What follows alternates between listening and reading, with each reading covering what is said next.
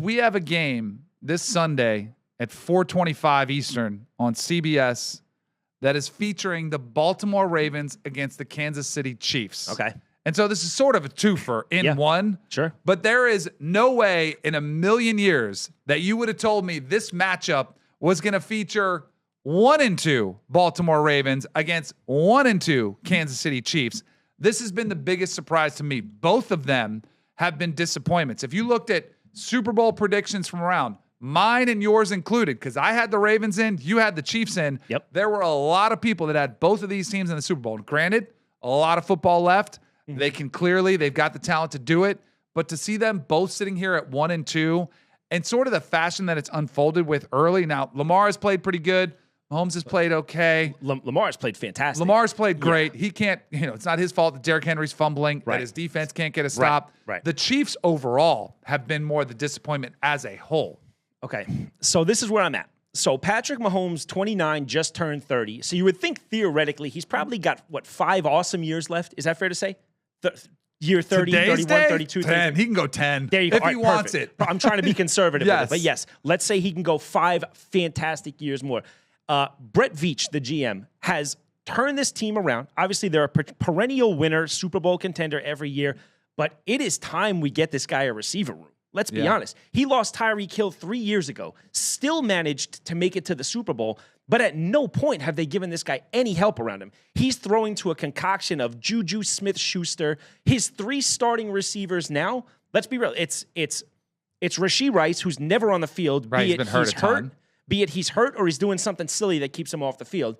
He's got Xavier Worthy, who I think is going to be a player. But Xavier Worthy's 158 pounds, and he runs a 4.1.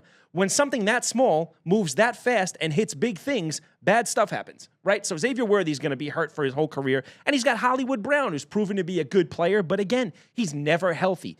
So they're doing a massive disservice. They got the last maybe year or two of Travis Kelce.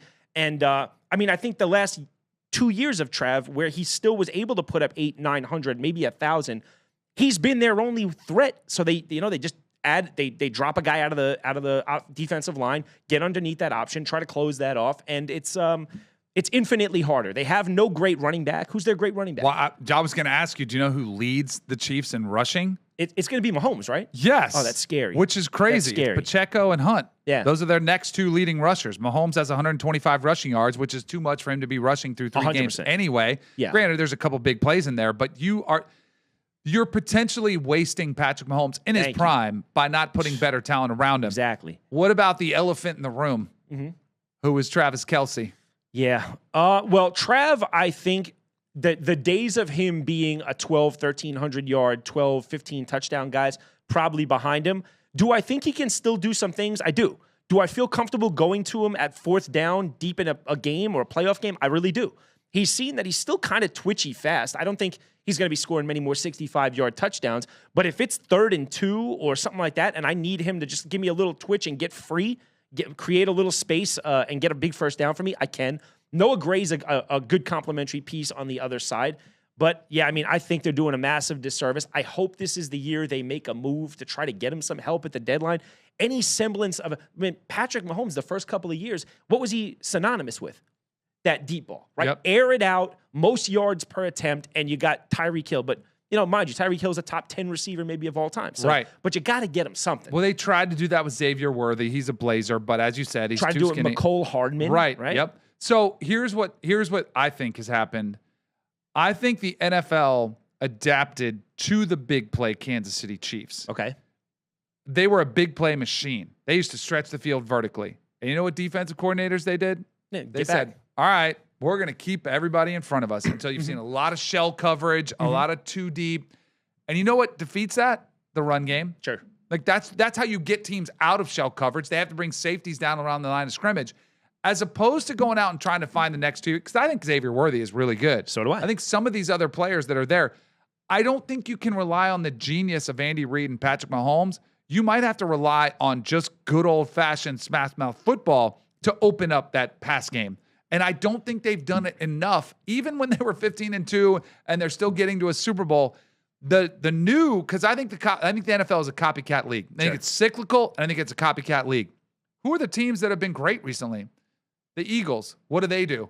They run the Yes. football Yes. right down your throat. Absolutely. Look at the Chargers. They have an incredible young quarterback in Justin Herbert. They still want to be physical. They want to run the football. I still think that the Chiefs need to bring back a little bit more balance as opposed to going big game hunting, bring back a little bit more of the physicality up front.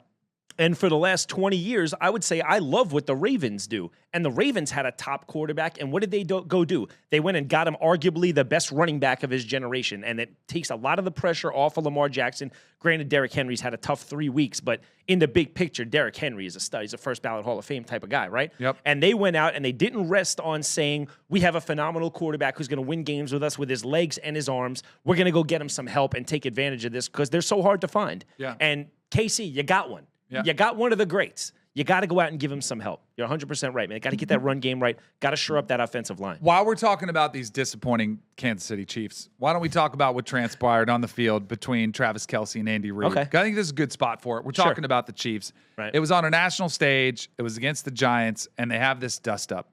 And we've seen it before with these two go at it pretty aggressively on a sideline, as our guy Jules will get this up for us. It's a little bit out of the rundown. My bad, Jules, is making you go work on the run here. But these two go at it pretty aggressively. A little chest bump from Andy Reid. Did you know there was a lip reader that went and found out what This they one said? or the last one? This one. Yeah, let's see it. Do we have it? I'll find it while Okay. I hear your thoughts Okay. on what transpired between the two. Is this a cause for concern that this thing could be on the outs? I think for a younger, less established player and a less established coach, this could be an issue.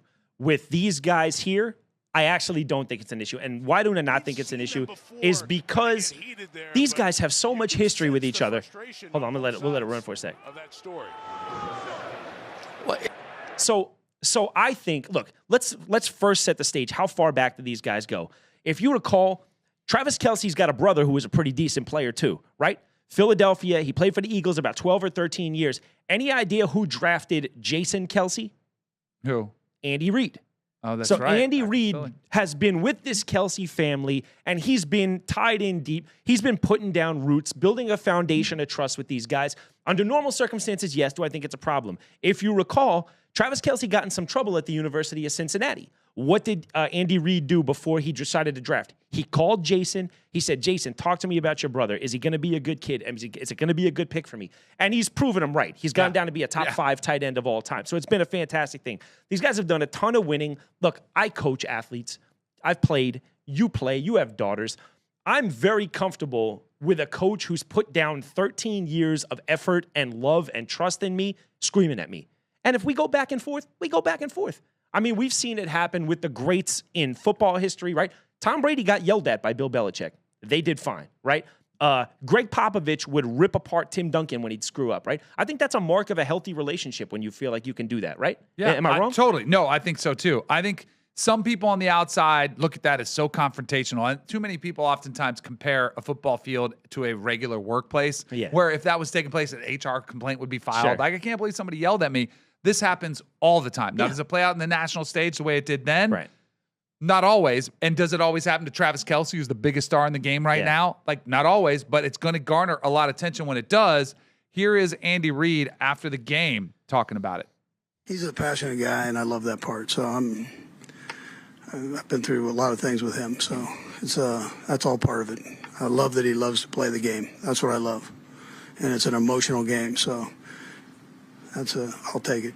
I love it. I think that puts it in a nutshell right there. I think there's a lot of trust in this relationship. You mentioned something. If it's a young player, it's his first year, you might be like, whoa. And I think the locker room would be like, whoa. But because these guys have won Super Bowls together, they've been through this before. We've seen them tussle, go at it. I think this is totally normal. I don't think anybody thinks twice about this in that Kansas City locker room. And I'll tell you what, I thought over the last 2 years since the Taylor Swift became a thing and the celebrity became a thing, maybe Trav's love and fire for the game has kind of gone away a little bit. You see stuff like that, I believe that's a guy who still loves to be out there, right? You're not freaking over a game if you don't. What did you feel like? If you don't care about the game anymore, I mean, I would get butterflies till I play flag football now. I get nervous before the game starts. Right. You know what I mean? Because it's important to me. Yes. When guys are still doing that, it means what to you? Oh, that they care. Right. You want to see them care. 100%. If I had seen him go on, just walk away from Andy Reid. Leave me alone. Go sit down in the bench and just act like nothing was a big deal, then I'd be even more concerned. So So there was a lip reader that I found this article in the Daily Mail. Her name is Nicola Hickling. She said, Andy Reid shouted, "Tell me why I shouldn't kick you off." Was interpreted by the league. Like saying probably why I shouldn't kick you off, take you off the field, bench you, whatever. Sure. How about that? And then according to her reply, Travis Kelce said, "It's my ankle. I need to see Doc about that. I could have saved that if it wasn't for that." So maybe there was a little heated interaction. Kelce's like, "Hey man, my ankle's killing me out here. I got my own issues going on trying to defend himself." So in any case, I don't think it's that big of a deal at all.